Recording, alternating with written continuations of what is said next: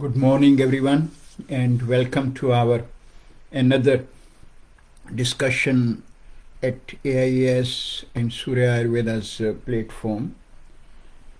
Today, I'm going to talk about one very common issue which keep coming up all the time for discussion: how to look after our liver. And why this discussion comes up?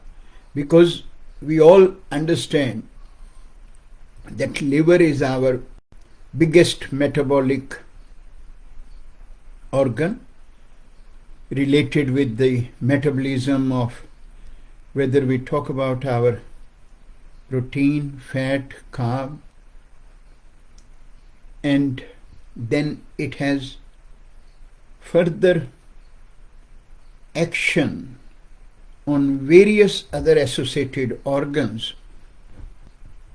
Whenever some imbalances come in the liver, those associated organs will also start getting affected, whether we talk about heart or kidneys or even our intestine.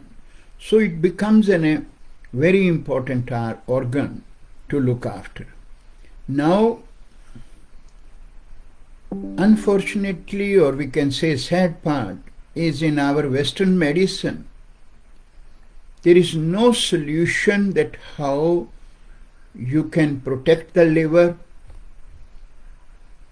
and when liver issues has come up, in still Western medicine is a little bit limited to help in regard to the liver's issues. Yes, when the serious complications comes up, whether cirrhosis or other more serious component, then role of steroid and role of surgery, chemo come up there. But before that, on a day-to-day basis, how one can protect, how one can look after the liver. And then, as we know, for every organ, there are now so many so-called natural supplement out in the market, which I think every second person in Australia, New Zealand, or whatever the other countries we talk about, they keep using with the hope that it can help me in my well-being. And liver is also no exception. A lot of nowadays, because it's in a social media sort of time, everyone is on social media, hence various kind of informations are on social media, whether we talk about that olive oil and lemon and use of that can help you to detox your liver. And then there are some other issues. Honey and black pepper can help you to get your liver detox. And then on top of that, when we talk about supplement,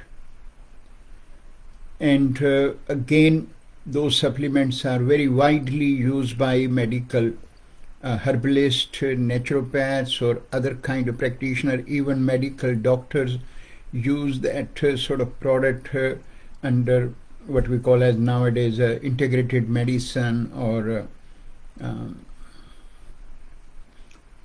various other aspect of the Western medicine practitioner who are having a bit of open mind, they want to use it, and the herb is known as milk thistle. That is what gets used. But now today I'm going to share with you that, do you think, and it has to be discussed in all honesty, integrity, either the listeners are practitioner of any modality, Ayurvedic medical herbalist or medical doctor or anyone, or the public who spent so much money every month on such product to feel that I'm protecting my liver. First, we need to understand that what exactly this liver does. Now, if you look at in liver, there are various kind of enzymes which get produced, and they have their specific role in protecting the liver as well as other aspect which directly relate with one's well-being. And those enzymes are ALT, AST.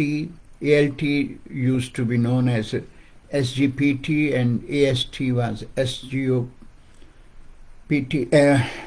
part, and then ALP, and then GGT. These are the various enzymes which get affected whenever there will be an issue in the liver. And now, if we go a little bit more to understand, when we talk about ALT, it is directly in the liver cells, and AST is in the liver as well as in the muscles, various muscles, especially the cardiac muscles, and then also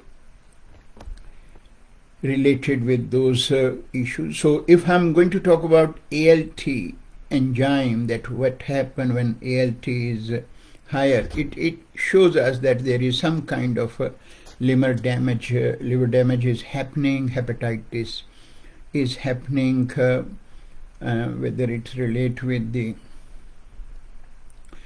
viral hepatitis B or A part, and then if it is to be talked about AST, it is in the liver as well as it is also AST, as I mentioned already. Then we have an ALP, which is in the liver. It also come up in the placentas, so especially when the women are pregnant, and then also in the bone. So these, what I'm trying to talk about, that when these enzymes ratios are getting higher in the blood, it will help us to identify that what kind of liver issues can come up. Fatty liver issue is there, liver cirrhosis part comes up, hepatitis as an issue, jaundice is an issue. Then we also able to assess that what are the core cause behind that, whether it is due to the excessive use of alcohol or it is drug induced liver damage has come up. In the same way, GGT is an enzyme which can get higher when the gallbladder issue, because that is situated in the biliary system. And because again the process of the liver is to look after the whole metabolic process. Even if we talk about that, when we have our RBCs, which are related as a red blood cells, when they get broken, because their lifespan is 120 days, after that they will be releasing bilirubin, which we call as conjugated or non-conjugated bilirubin, which come in the liver then, right? And then in the liver we have intrahepatic and extrahepatic ducts which take up these, and then ultimately it has to be excreted out through the urine. So again, if the function of gallbladder, if the function of the liver is happening perfectly, these all functions mean the functioning of the liver will be helping us to have all these activities done effectively. But if does not happen what you require, Do you require now in a tablespoon of olive oil and lemon, which can help you to get over these problems? Or you need herbs like milk thistle, which is, yes, it has a role in the liver because it have an active constituent, what we call as silymarin, and it has the anti-inflammatory qualities, but very limited. So whoever is suffering from liver issues, and when they understand these enzymes functions are getting affected, and they start looking for some kind of product or supplement, they start either relying on their GP's information, or they try to go themselves to the health shops and start picking some kind of products. And as I said, even going to GP or to various kind of practitioner, you will be prescribed this milk thistle product, which then have further other component, whether different kind of vitamins. That's all.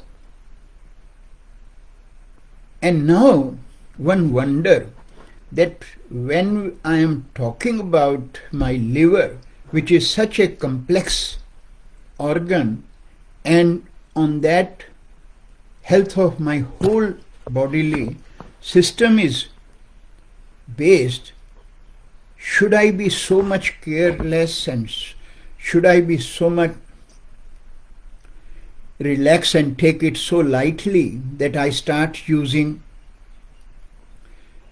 simple so-called home remedies of olive oil and black pepper or lemon, or just rely on a product which has limited range of helping and protecting the liver? In those situations, you need such product which has a complex herbs, and again not only one herb, but has a wider range of the herbs which together can work based on their synergy, that it is so potent formulation that you can have a peace of mind, whether you are a practitioner who is trying to help and support your client, that I'm using a product which I can really trust. Because at the end of the day, as a practitioner, our role is to help and guide our client. And whatever I practice, it gives me that peace of mind that I am supporting my client to the optimum and not having any doubt. And in the same way, for my message through this portal or place is to the public, if it can go to them, that if you are using a liver product or you have some issues with the liver, try to look at a product which has complex herbal combinations. And I'm going to talk about that what Ayurvedic herbs has been described in our ancient text and why they are so much potent, and you will find many of them are being recognized now by our medical doctors. Medical system is accepting their versatile and wider impact, and then even medical herbalists or naturopaths are understanding them. But then the problem is, because their understanding on these herbs are very limited, so they don't really understand that when we are using these herbs, how they should be used and what are the right dosages we have to use. Because if you are using a product, but if you don't use the right dose in that, it means the outcome is not going to be the desired. So this is a message I'm trying to convey, and I'm happy to have a detailed discussion. If I have to run more detailed webinar that how these different enzymes, whether ALT or AST or GGT and ALP get affected in our system, right? What are the detailed function of these? I'm happy to do more detailed seminar for whoever will be keen to know more detailed information on these issues related with the liver. You can either contact our AIS Institute, Australasian Institute of Ayurvedic Studies, where I teach, or you can contact Surya Ayurveda, right, which is our online portal where Ayurvedic herbs and products are being sold. You can email them, the team there, and show your interest. Inquiries at suryaayurveda.com.au, or you can call me directly. My number is 006421913625. My email is drajit@planetayurveda.co.nz, because I feel and I trust every one of us deep down in our heart has the interest of our client and customers to whom we want to help and guide. So if you understand that, yes, the herbs which I'm talking about, they really have that deeper understanding and deeper role, and these herbs can really save our client, you should look into them. So one of the main herb in Ayurveda, we talk about Kalmeg, Endographis paniculatum.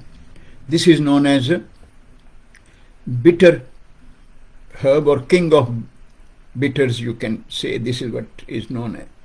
It has a very, very vast impact on the liver, because it has its active constituent. When I say active constituent, just to give you a bit understanding, every herb from our Western perspective is used according to the active constituents, whether it is the glycosides or whether it is flavonoids, whether it's volatile oils or whether it is alkaloids. So those are the one which then will be picked up, and according to those they will then understand that where its action will come up. So it's based on the biochemistry part. So on that basis, now, and when we talk about endographis, it has flavonoids, and the active constituent in them is endographid height, which is related with the electron. And now its property has been well established as a best anti-inflammatory component, antioxidant, hepatoprotective qualities it has. It works very effectively in the chronic hepatitis B, viral infections. It also have an immunomodular effect. Apart from that, it has its own wider impact in the body. Either it is related with the respiratory part or the cardiac protection. It also has its role in the brain part, as well as it has a role in the diabetes conditions, fat metabolism. So you can see how this herb has a more wider action.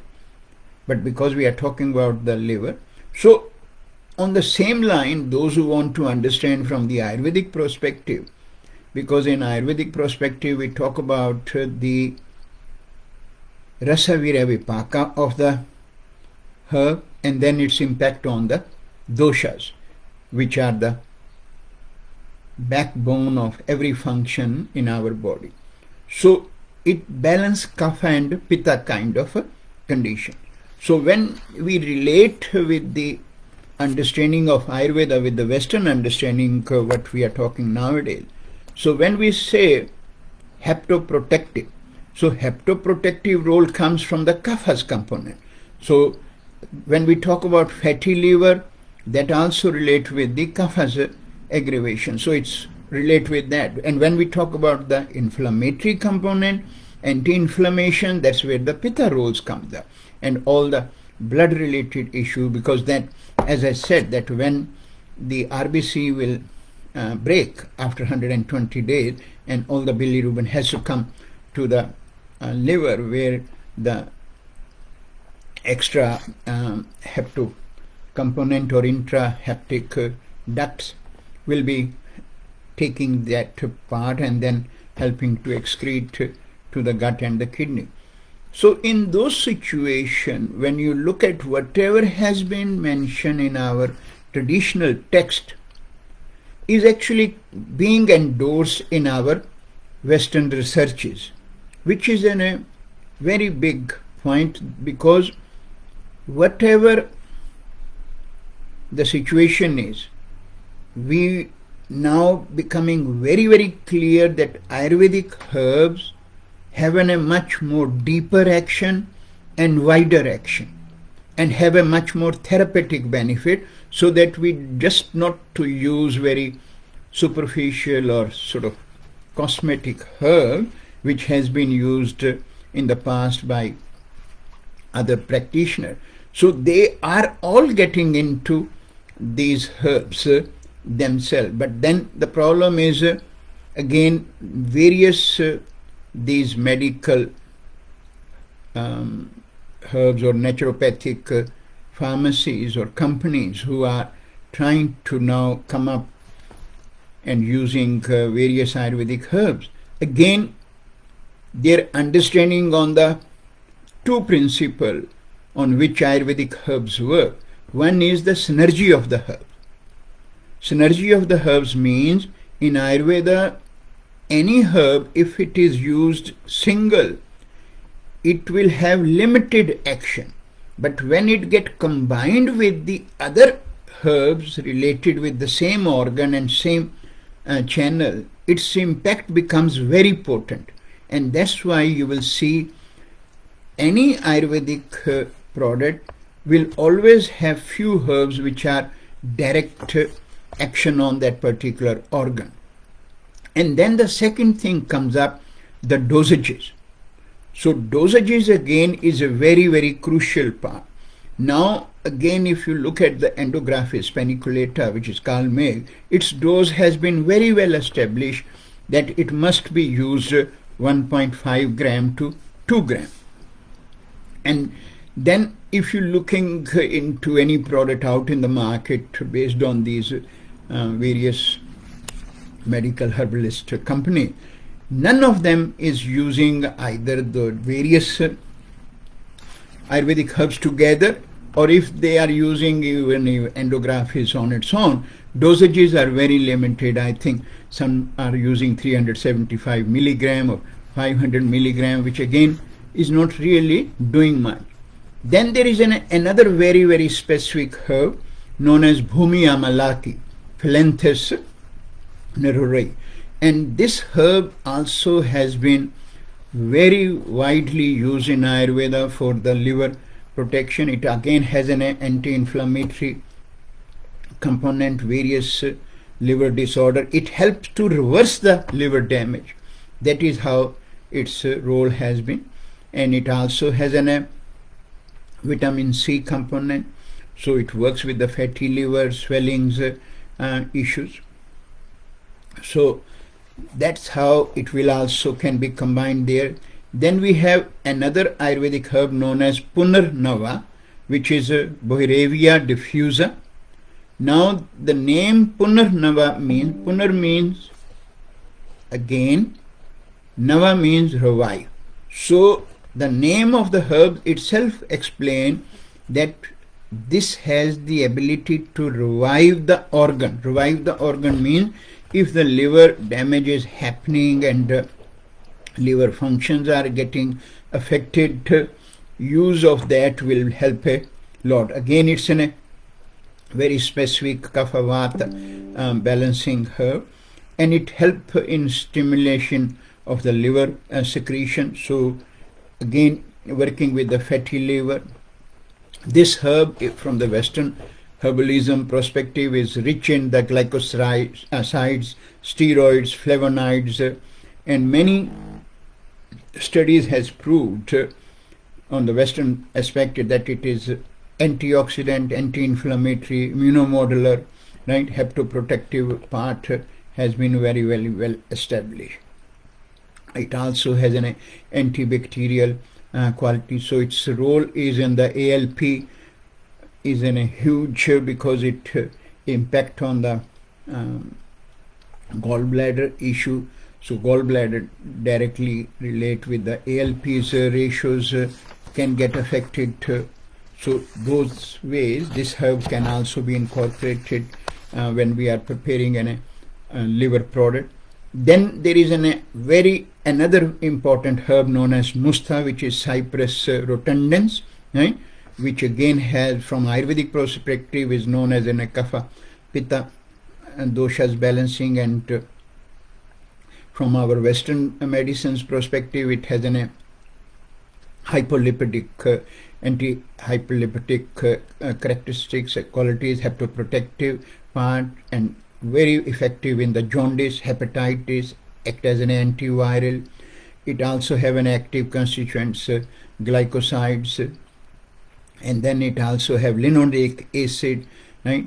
Cyprin is an active constituent which gets used from our Western perspective, whereas in Ayurveda we have specific either the bark get used or the root get used, because the ancient scientist has very well established that in which part of the herb active constituents qualities will be more potent, and that's where the quality control aspect has to be looked at, and that's what in the Western medicine we also try to do, that we have to try and use that which part of the herb is actually having more potent active constituent, and that's what it will be established. So it's not that whatever is done in the Western medicine is something very new.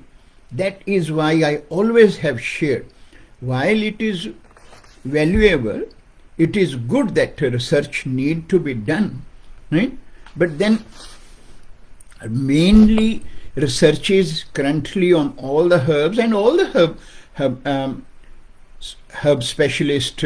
There are many herb specialists in Australia, many will know, and there are very big companies who they own, right? And they themselves know, they have written so many big books on the herb, but then all the researches are still done on animals and the lab related, and clinical trials are happening, but not yet. But if you look at the Ayurvedic research, all the researches what has been done in the past are based on human beings, and then when whatever the research outcomes are, they match with the all researches what being talked about in our Western medicine. So my advice, my appeal to all the naturopaths, medical herbalists and other medical doctors who are keen to use Ayurvedic herb, that you should understand the Ayurvedic herbs from a perspective, yes, because your mindset is made to look at the researches, but also understand and try to compare, and the books are very much available, that whatever the research is being talked about in our those medical herbalism books, and if you relate the information in Ayurvedic text, it's matched the same way. Not even a single information you will find will be different. And the reason of me sharing with that is not under any influence of ego or something. What I'm sharing is together our role, whether you are a medical doctor or whether you are an Ayurvedic practitioner or whether you are a naturopath, together our role is to help our client. And here I have picked up one ailment and one big organ which need to be protected for the well-being of an individual, and that's what we talk about, liver, and how we should look after, rather than giving them some home remedies or herbs which has a limited action like milk thistle, we should look at these herbs which I shared with you, like Endographis paniculata, then the Bhumi Amalika, and Punanarva, which is our Boirevis diffusa, right? And then Cyprus rotundans, and then also another herb is known as aloe vera, which is Kumari, which is very common herb again, even in Western medicine, but it has a huge, great role in the liver and spleen function. So splenomegaly and hepatomegaly situation, when the liver enlargement and the cirrhosis of the liver happen. So these all herbs can really give a very profound, very deeper impact. And now these all herbs together has been brought into this one Ayurvedic preparation known as Live Good. This is made, this product is made in Australia. This is an ARTG licensed product, which we call as TGA regulation. It has gone through all the regulations of quality control, all the tests related with the heavy metals and other physiological tests, what everyone is looking for. Because again, whenever we talk about Ayurvedic herbs, our one focus goes on that Ayurvedic herbs quality might not be effective. Ayurvedic herbs are always having one issue to be looked at with the heavy metal. I don't want to get into that, but this product, Live Good, can give you the peace of mind, because this product is not made by companies in India. This is a third-party manufacturing in Australia under the TGA's certified, GMP certified companies. Right? All the test has been done by them. So this becomes a peace of mind for practitioner who want to use an authentic product, an effective product for their client. But then why it product is effective, I'm just going to give you an example. If you look at it, has an herb Endographis paniculata, but its dosage 2 grams in a 1 capsule.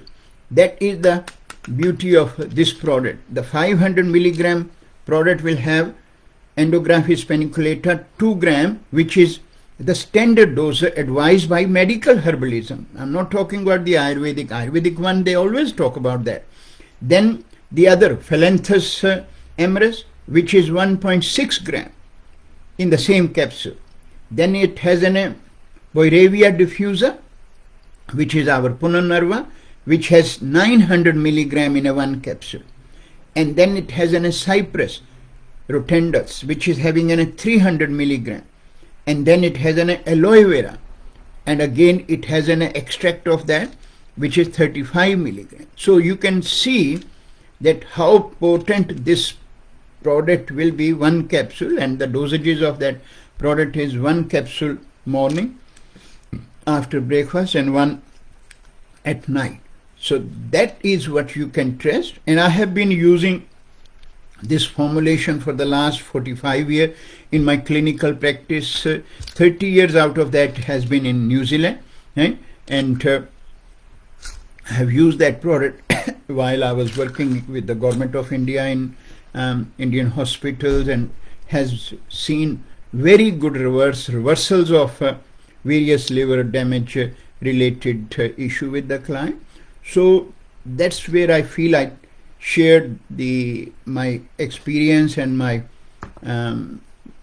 use of this product. Now this product is available in Australia and New Zealand. So if you are looking for to use it, use with confidence, so that you can have a peace of mind and feel so much confident in your heart that you are giving your client something which is more effective for their liver protection. Thank you.